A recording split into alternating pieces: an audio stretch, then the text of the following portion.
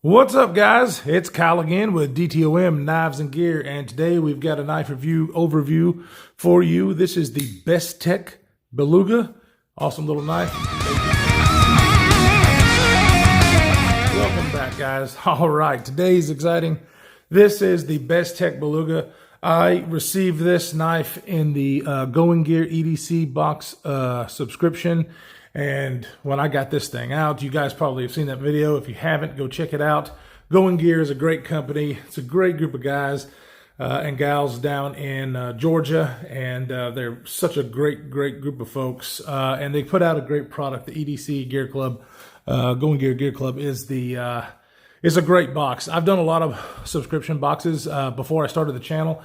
And I just didn't feel like I was getting the value that I wanted out of it. But with the EDC Going Gear EDC Club box, I really have. It's only $60 a month, and you usually get anywhere between 1 and 3 items that succeed that value, and I've been super happy with it. So if you haven't checked it out, go check it out. I'll have a link to their website in the description. But this was the knife that came with this month's box. And I have not owned a Bestech before, and man, am I super impressed with this knife. It has got some great action. It is a flipper, and it is on this beautiful blue and black G10. I really dig that. It has a really cool thin spoon style pocket clip and a integrated lanyard hole that doesn't, take precedence over the pocket clip. I like this kind of lanyard hold off to the side. I don't put lanyards on all my knives, but if I was to put a lanyard on this one, it's in a good spot. Very smooth action on this, man. I was super surprised for a budget knife, what I call budget knife. This thing runs about $52. So there you go, that EDC Gear Club box subscription. This one item, and I got 3 items in the box, was right at the price I paid for it. So I was super stoked. This thing is in D2 steel with a satin blade. You guys know I like D2. I have a lot of knives in D2.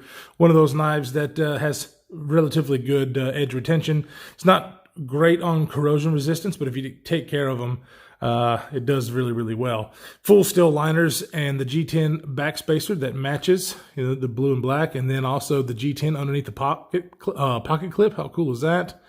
Really like it. That kind of sticks up a little bit, but as the ergos on this guy is really good. You can kind of feel that raised spot there when you grip the knife, but it's not bad.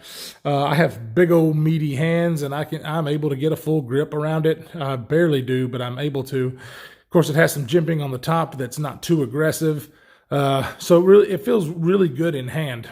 And then, like I said, the action just a little bit of effort there. And you can hear that detent. Now, this is also one of the flippers that I have that I can really not fail at doing the flipping action. The flipper is sticking out there just like regular. It's got a little jimping on the top. But I try to fail at this knife, and I can't. So that is awesome for a $52 knife. You always know this thing is going to fire out there and deploy. So what does this thing look like as far as size? Well, let's put some size comparisons. The regular Spataco sandwich, the PM2, and the Para 3. And as you can see, it's closer in size to the Para 3. It is a pretty slicey little blade. The thickness behind the edge is not super great. I think it's about like 25 thousandths, so it's not super thin behind the edge, but it's full flat ground. It's got some tumbling finish on this and a satin finish on the blade. A drop point design. So it's a very utility driven knife. It will do what you need it to do. And then of course with that D2 steel, I think it's great for this knife. Now, the overall length of this guy is 7.375. The blade length is 3 inches, and the cutting edge is 2.875. So you guys that live in states that are communist states that don't allow you to carry knives over 3 inches, this is going to be right on the border. So move.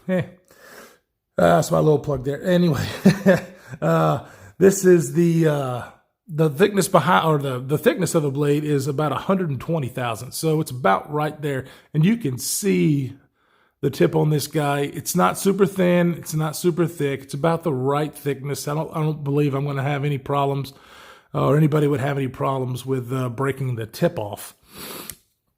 The pivot on here, you can see it's really cool little design on that side, but it is a Torx on how you take the knife apart and clean it.